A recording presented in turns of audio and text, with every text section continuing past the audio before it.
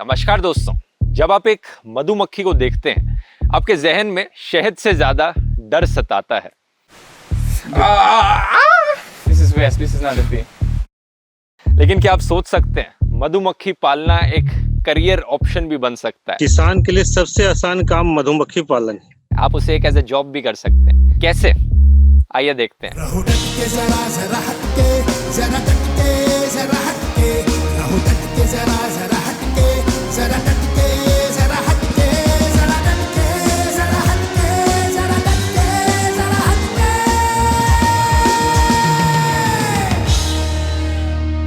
मैं आया हूँ स्लोवेनिया में, एक छोटा सा देश ऑस्ट्रिया और इटली के बीच में, जिसे वर्ल्ड नंबर 1 कंट्री माना जाता है बी कीपिंग के मामले में। आज मिलेंगे हम एक फेमस बी कीपर से यहाँ के, और मैं आपको समझाऊंगा आप बी कीपिंग को कैसे एक as a career option consider कर सकते हैं।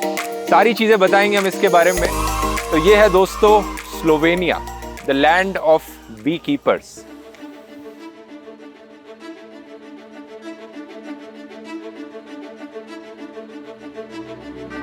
स्लोवेनिया को कुदरत ने भरपूर हरियाली दी है। राजधानी लुब्लियाना से करीब 50 किलोमीटर दूर बसा गांव बेगुनिया कुछ 100 लोगों, एरिक लूजनर और लाखों मधुमक्खियों का घर है। दिलचस्प बात यह है दोस्तों, स्लोवेनिया के लोगों को शहद से ज्यादा मधुमक्खियों से प्यार है। स्लोवेनिया की 60% जमीन पर सिर्फ हरे भरे जंगल और पहाड़ हैं।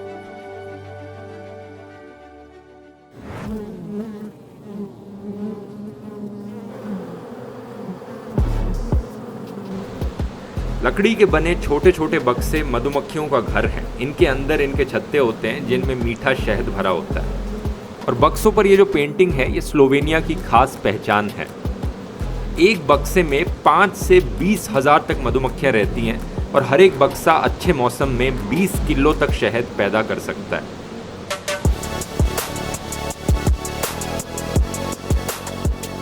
इन मधुमक्खियों को पालकर बी कीपर्स शहद जमा करते हैं। एक जानवर का ख्याल रखना कितनी मुश्किल चीज होती है, और यहाँ तो लाखों मधुमक्खियां हैं। तो सोचकर देखिए दोस्तों, ये जिम्मेदारी कितनी बड़ी है।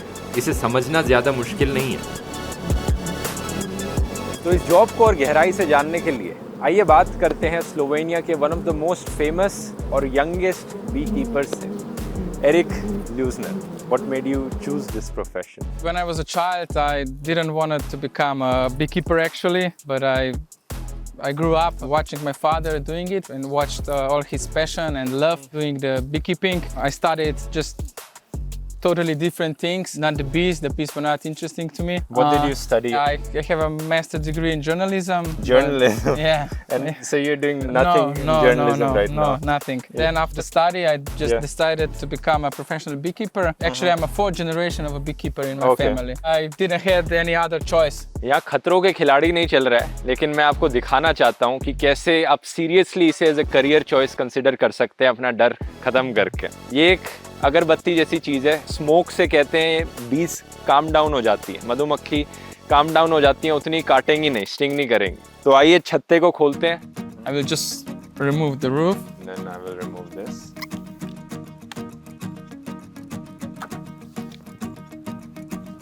These are dead bees here. Yes, they're dead. From like, is it normal like every day few die? Yeah. Wow, that's absolutely crazy. Yeah, and majority of the bees is inside of the hive because we're in the middle of September. There's nothing to find actually in the nature. There's no honey flow, no nectar. Now they're foraging some water and some pollen. They're already preparing for a winter. You know, if you feel confident, you can also touch them.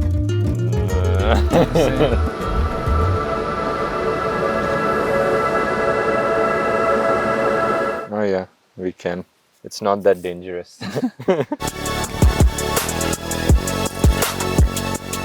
See, this is a drone, there's the drone, there's the drone, and all the others are bee workers. And there's only one bee queen. The drones, these are females, they have no stinger. You see if I can show you. You know, they can't sting you at all because they don't have stinger actually. Okay. तो basically 3 type के members होते हैं B की family में।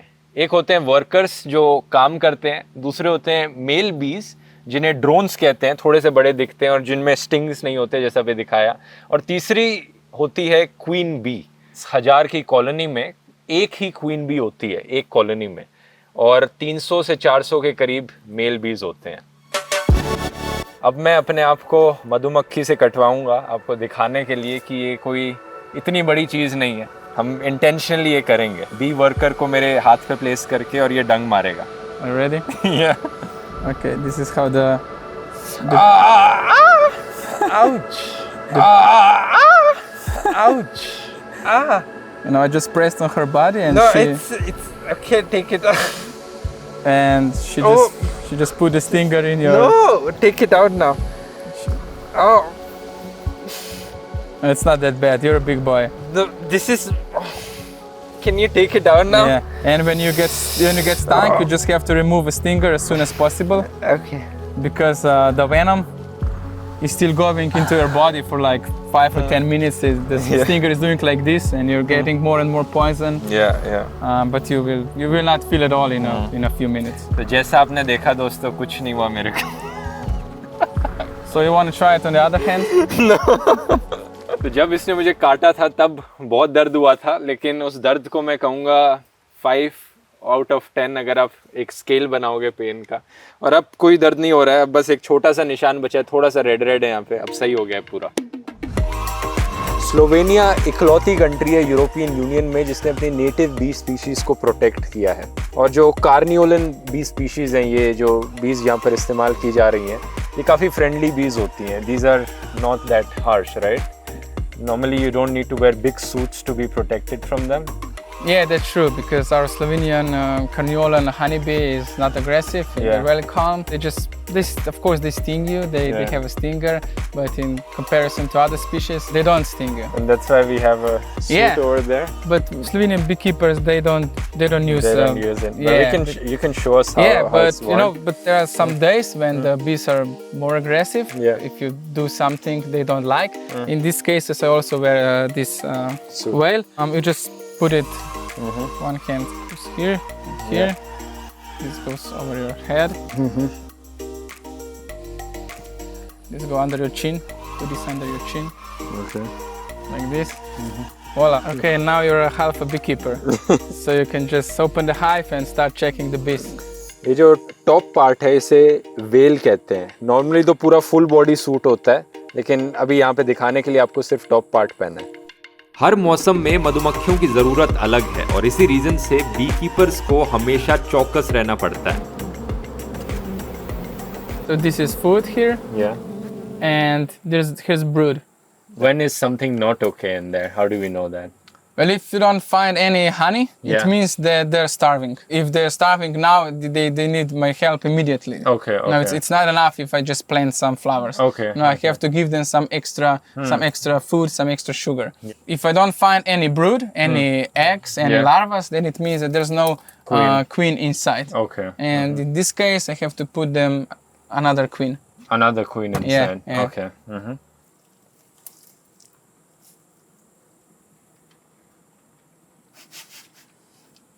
It's very tasty. इतने हरे भरे Slovenia में भी मधुमक्खियों को सर्दियों में पर्याप्त खाना नहीं मिल पाता, इसलिए उन्हें बाहर से खुराक देनी पड़ती है। इस एस्पेक्ट से देखें तो इंडिया का मौसम मधुमक्खियों के लिहाज से ज्यादा अच्छा है, और खास तौर से उत्तर भारत में, नॉर्थ इंडिया में। हालांकि वैदिक काल से शहद का इस्तेमाल होते रहने के बावजूद भारत में पेशेवर बी कीपर बहुत कम है। प्रधानमंत्री के इकोनॉमिक एडवाइजरी काउंसिल के अंदर बी कीपिंग डेवलपमेंट कमेटी ने पिछले साल एक रिपोर्ट निकाली थी जिसने बताया था कि इंडिया में आज के दिन अराउंड 3.4 मिलियन बी कॉलोनीज हैं, लेकिन पोटेंशियल है 200 मिलियन बी कॉलोनीज की। तो आप देख सकते हो देश को इसकी कितनी ज़रूरत है। और अप्रॉक्सीमेटली जो रजिस्टर्ड डेटा है, इंडिया में अराउंड 9000 रजिस्टर्ड बी कीपर्स हैं, लेकिन स्लोवेनिया से कंपेयर करो, स्लोवेनिया की पॉपुलेशन है 2 मिलियन और यहाँ पर करीब 11,000 बी कीपर्स हैं। क्या पोटेंशियल है इंडिया में इसकी। अभी पिछले कुछ सालों में ही लोगों का ध्यान मधुमक्खी पालने की तरफ गया है। इंडिया की एग्रीकल्चर यूनिवर्सिटीज ने लोगों को इस काम के लिए तैयार करने में एक बड़ी भूमिका निभाई है। और दोस्तों, बस थोड़े दिनों की ट्रेनिंग के बाद आप भी ये काम शुरू कर सकते हैं। जैसे कि बिहार के बांका जिले के किसान रिपू सुदन सिंह ने कुछ साल पहले ही मधुमक्खी पालने का काम शुरू किया। कई लोग पूछते हैं कि कितना पैसा लगाना पड़ता है हमें इसमें और कितना सक्सेसफुल हो पाता है, तो इसका कुछ अंदाजा दे सकते हैं आप कि कितना एक किसान के लिए कितना आसान काम है करना? ये किसान के लिए सबसे आसान काम मधुमक्खी पालन है। अगर ढंग से देखा जाए, इसमें कोई टाइमिंग का लिमिट नहीं है कि आपको पर डे इतना इसको टाइम देना है। हम लोग के यहाँ बिहार सरकार का अनुदान चल रहा है मधुमक्खी पालक। उसमें क्या होता है कि जैसे एक बक्सा पे 90% की सब्सिडी आती है। 4000 की बक्सा है तो वो हम लोग को पड़ता है मोटा मोटी 3600 के लगभग, मतलब 400 रुपया पड़ता है उसमें। एक बक्सा करीब 400 रुपए का पड़ता है। 400 रुपया हम लोग को पड़ता है, लेकिन उसमें भी अगर कोई केंद्र सरकार का अंशांश आ जाता है तो वो भी हम लोग को फ्री हो जाता है। 10% भी आने वाले शेड्यूल ट्राइब में वो भी फ्री हो जाता है। और मधुमक्खी पालना कोई ज्यादा हार्ड काम है नहीं। इसमें क्या है, इसको टाइमली सारा साप्ताहिक देखिए, आप देखते रहिए। और इसमें क्या है कि ये देखिए कि आप फूल उसके लिए क्या क्या लगा के रखें। जैसे हम लोग सरसों का खेती में इसको लेके आते हैं यहाँ पे। अभी जैसे आपका नवंबर दिसंबर है तो उस समय बक्सा हम लोग मंगा लेते हैं। अच्छा। बक्सा मंगाते हैं। सरसों में हम लोग का क्या होता है कि ये साप्ताहिक शहद निकलता है, ठीक है। एक सप्ताह में एक बक्सा से 1 किलो के लगभग ये निकल जाता है। एक सप्ताह में 1 किलो के लगभग निकलता है। तो हम लोग मान लीजिए 200 बक्सा रखे हैं तो 2 क्विंटल के लगभग उत्पादन हो जाता है। पर सप्ताह ये निकलता है। जब फूल पूरा रहेगा, पूरा एरिया में भरा हुआ रहेगा तब। और शहद बेचकर कितनी कमाई हो सकती है इससे? शहद बेच के मान लीजिए अगर 50 बक्सा आप रखे हैं, मिनिमम 50 बक्सा रखे हैं तो आपको 2 क्विंटल मोटा मोटी मंथली आता है। आपको मोटा मोटी मान के चलिए 50 से 60 हजार रुपया ये आपको मंथली आएगा। कितनी जमीन चाहिए होगी 50 बक्से रखने के लिए? देखिए जमीन में इसमें ये कहीं पे नहीं है, ये हम लोग कहीं रोड किनारे भी लगा सकते हैं, ठीक ना। जहाँ भी खाली जगह आपको रहे, देख लीजिए कि यहाँ खेती चल रहा है तो उसके जैसे मेड़ रहते हैं, हम लोग मेड़ पर भी उसको रख सकते हैं। आसपास खेती हो रही हो या फूल उगे हो, ये जरूरी है ना? ये जरूरी है। हाँ, ये जरूरी है। वो पराग कहाँ से लेंगे, पराग कहाँ से लेंगे? हाँ, सही बात है। और दूसरी बात क्या है कि इसमें ट्रांसपोर्टिंग लगता है। ये जो है ना, हर 1 से 1.5 महीना 2 महीना जैसे ही होता है इसको ट्रांसपोर्टिंग कराइए। मतलब आज जैसे हमारे पास सरसों का खेती चल रहा है, सरसों जैसे ही खत्म होने लगता है या तो आम का चालू हो जाता है या शीशम वगैरह सब का। तो हम लोग क्या करते हैं कि लीची का बागान हम लोग से बगल में यहाँ से है 100 किलोमीटर पे, ठीक ना। हम लोग उसको लीची बागान में डाइवर्ट कर देते हैं। हर महीने 2 महीने बक्सों को एक जगह से दूसरी जगह ले जाता है। इसको इसलिए ले आना पड़ता है, ये भी चाहता है कि हमारा ये अगर ट्रेवल करता है तो इसमें उत्पादन की क्षमता बढ़ता है। बी कीपिंग एक ऐसी जॉब है जिसकी इन्वायरमेंट को, हमारे पर्यावरण को बहुत ज़रूरत है, क्योंकि बीज के सहारे पूरे दुनिया का जो फूड सिस्टम है वो सरवाइव करता है, एग्रीकल्चर सरवाइव करता है। बीज नहीं होंगी तो इंसान नहीं हो सकते। हमारे जो फ्रूट्स हैं, प्लांट्स हैं, वेजिटेबल्स हैं, इन सबको उगने के लिए पॉलिनेशन की ज़रूरत होती है और बीज इसी पॉलिनेशन में मदद करती है। इनफैक्ट पूरी दुनिया में 1/3 फूड प्रोडक्शन बीज पर डिपेंड करती है। इतना ज़रूरी है ये। What is something that you truly love about your job? I like the fact that nobody commands me what to do, that I'm my own boss. And of course, what attracts me with this job is that this is my office. Actually, that's true. That's the nature, the nature. Nature is my office.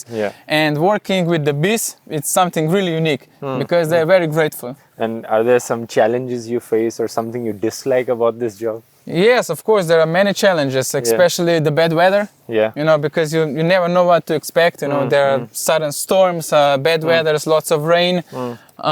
There are pesticides, hybrids. What do you do about the pesticides?